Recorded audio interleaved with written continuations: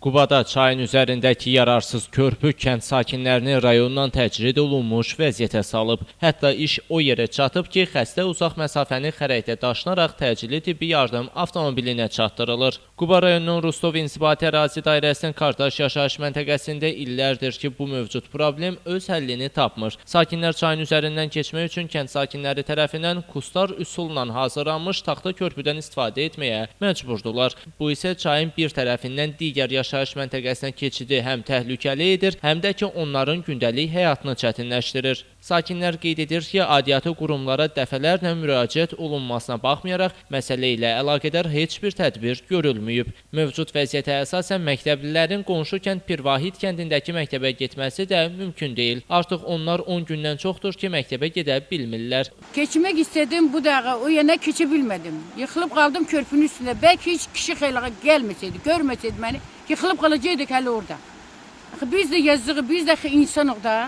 Bizi bir ələş görsünlər, xahiş edirik hamısından.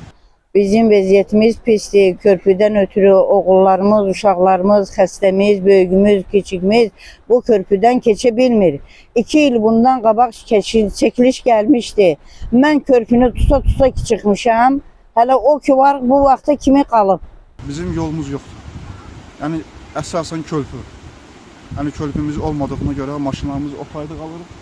Bu çayın içindən keçmək olmur. Ədim gəlib batmış o neçə dəfə ərzində. Maşınlar qalıb burada, yəni su içində. Yəni, bu körpü problemindən biz çox əziyyət çəkirik.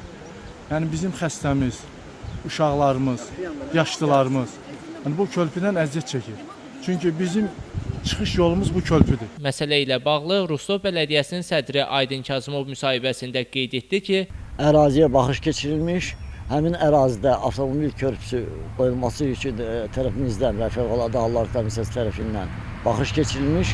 Mali imkanlarımız olduğu təqdirdə həmin əraziyə körpünün qoyulması nəzərdə tutulmuşdur. Aydın Adgözəlov bugün informasiya proqramı üçün.